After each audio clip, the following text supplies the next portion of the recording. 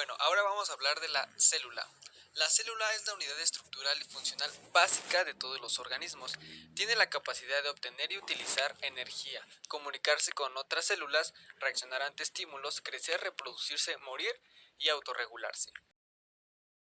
En 1838, Matthias Schleiden y Theodor Schwamm son los que proponen la teoría celular. Matthias Schleiden en 1838 propone el primer postulado de la teoría celular, el que dice que todos los seres vivos están conformados por una o más células.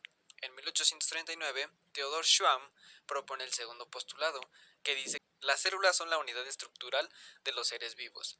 Y en 1855, el fisiólogo alemán Rudolf Virchow propone el tercer postulado de la teoría celular, que dice que las células se originan por la división de una ya preexistente. La clasificación de las células son dos. La primera es la procariota, que su característica principal es que no tiene núcleo, no posee núcleo, y la segunda, que es la eucariota, que ésta sí posee núcleo. Las características fisiológicas de la célula. Las células poseen propiedades fundamentales denominadas vitales, porque precisamente poseen expresiones de que las células son cosas vivas, no inanimadas. La absorción representa la capacidad celular de captar sustancias del medio circundante. Secreción. Ciertas células están capacitadas para transformar las moléculas absorbidas en un producto específico. Nos vamos a centrar más en lo que es la célula eucariota, que ésta tiene dos tipos de orgánulos membranosos y no membranosos. Los orgánulos membranosos son los que adoptan formas vesiculares, tubulares y otros patrones estructurales en el citoplasma. Un ejemplo claro de esto son el aparato de Golgi, el retículo endoplásmico liso y rugoso, la membrana plasmática, las mitocondrias, los peroxisomas y los lisosomas. La característica de los orgánulos no membranosos es que son proteínas específicas. A menudo se autoensamblan en polímeros que forman los elementos estructurales del citoesqueleto, como por ejemplo los filamentos intermedios, los microtúbulos, los centriolos y los ribosomas. Muy bien, ahora hablaremos sobre el núcleo. El núcleo es el organelo más grande de la célula eucariota. En el núcleo es donde se almacena la mayor parte del material genético. Es el sitio donde se duplica y se transcribe el DNA, por lo tanto también contiene toda la maquinaria proteica necesaria para estos procesos. Además, los cuatro elementos principales del núcleo son la membrana nuclear, el nucleolo, el nucleoplasma y la cromatina. La envoltura nuclear está constituida por dos membranas, la membrana nuclear interna y la membrana nuclear externa, que entre ellas está la cisterna perinuclear. Actúa como una barrera permeable, encierra el material genético y delimita el compartimiento nuclear. La cromatina se divide en dos, heterocromatina y eurocromatina, mientras que la heterocromina se vuelve a dividir en dos formas por su ubicación, que es la periférica y la asociada al nucleolo, mientras que la periférica se divide por su clase, la constitutiva y la facultativa. La constitutiva es la cromatina que está activa, mientras que la facultativa es la que está inactiva. Mientras que la eurocromatina es una cromatina dispersa en el nucleoplasma, poco condensada y activa transcripcionalmente.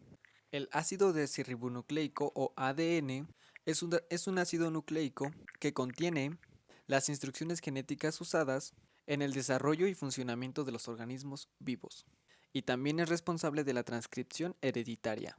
Para que la información que contiene el ácido desoxirribonucleico pueda ser usada, esta debe copiarse en los nucleótidos llamados ARN. Las moléculas de ARN se copian exactamente del ADN mediante un proceso llamado transcripción génica.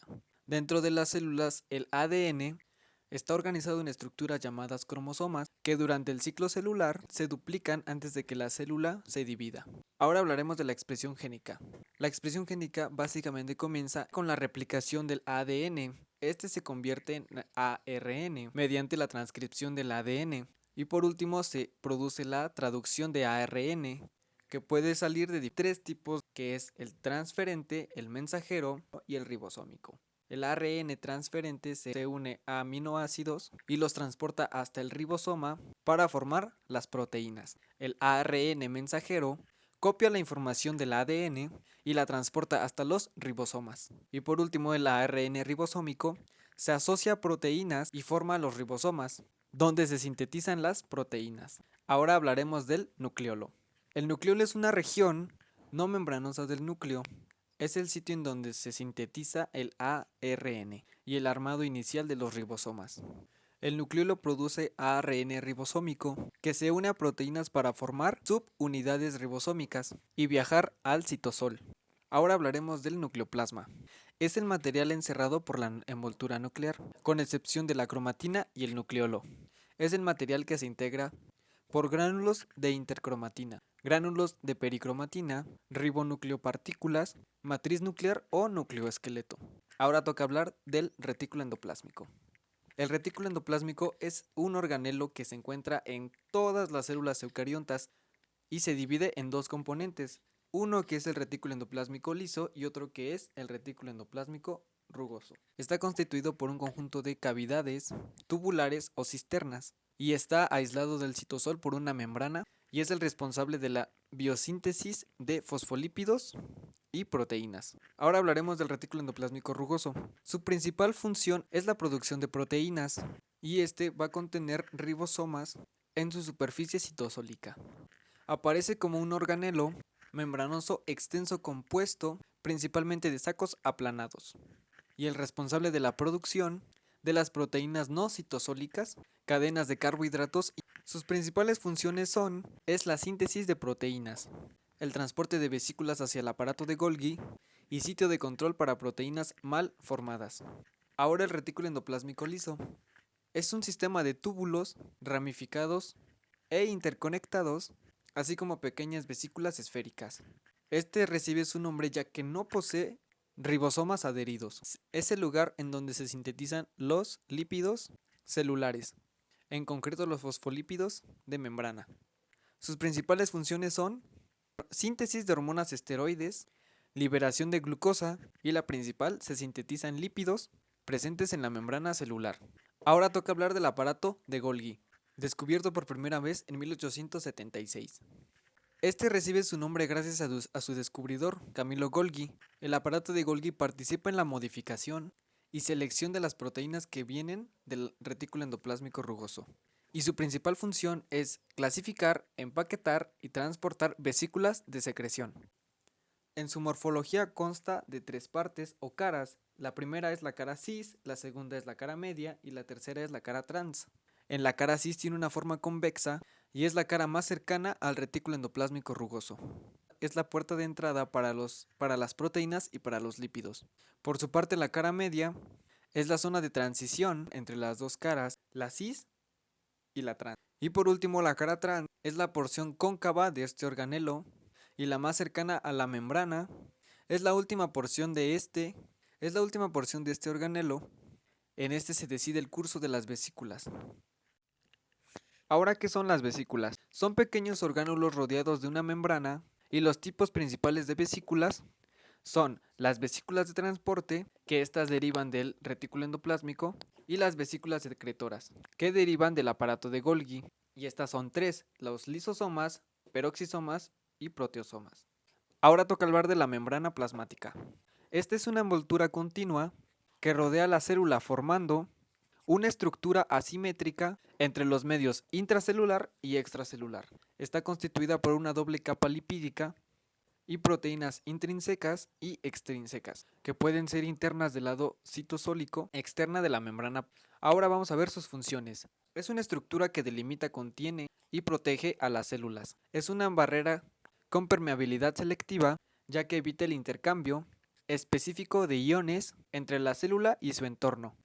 La tercera es, a través de ella se lleva a cabo el transporte de solutos para permitir el paso de sustancias al exterior o al interior de la célula.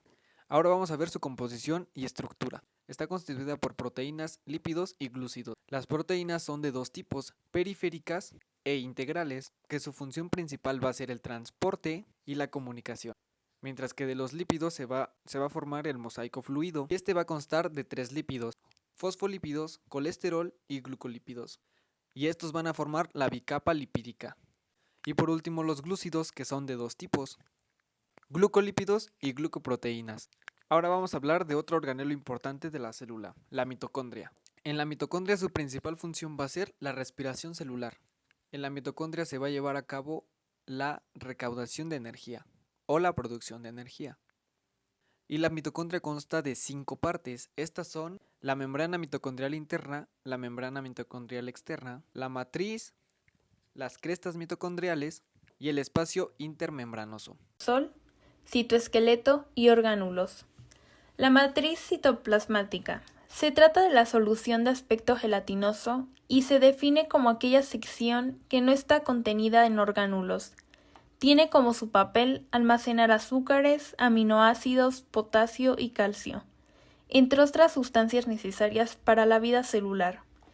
En el citosol ocurren la mayoría de las reacciones metabólicas de la célula, tanto procariotas sin núcleo definido como eucariotas con núcleo celular. Citoesqueleto. El citoesqueleto es una red que le da forma a la célula por medio de una estructura de microfilamentos, filamentos intermedios y microtúbulos hechos de proteínas.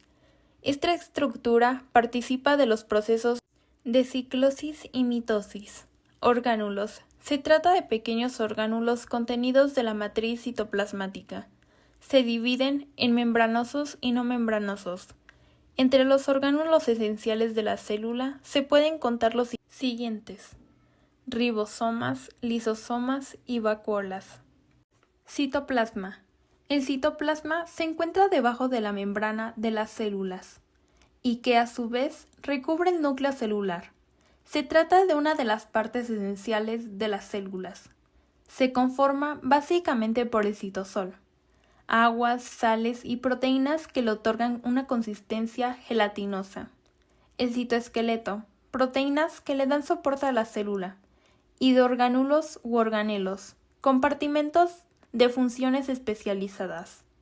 El citoplasma en las células eucariotas, con núcleo celular definido, abarca todo lo que se encuentra dentro de la membrana citoplasmática, fuera de la envoltura nuclear. En cambio, el citoplasma de las células procariotas sin núcleo definido es todo lo que se encuentra dentro de la célula, envuelta en la membrana plasmática.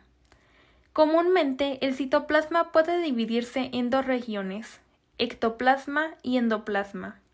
Ectoplasma, esta es la región más externa del mismo, cercana a la membrana plasmática, y de contextura más gelatinosa. Suele estar implicada en el movimiento celular. Endoplasma. Esta es la región más interna del citoplasma, organizada alrededor del núcleo, y en donde están la mayoría de los organelos celulares. Funciones del citoplasma. Le da soporte, forma y movimiento a la célula. Almacena moléculas y organelos celulares y nutre a la célula por medio de la transformación de las sustancias recibidas en energía.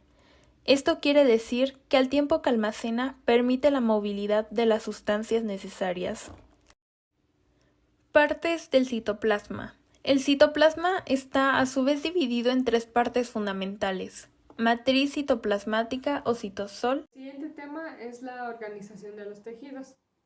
La célula es la unidad estructural y funcional de todo ser vivo. Para que se produzca un tejido es necesario tener un conjunto de células.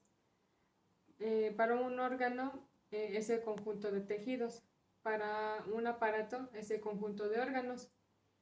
Para que se produzca un sistema es el conjunto de aparatos, y un organismo es el conjunto de sistemas que conforman a un ser vivo.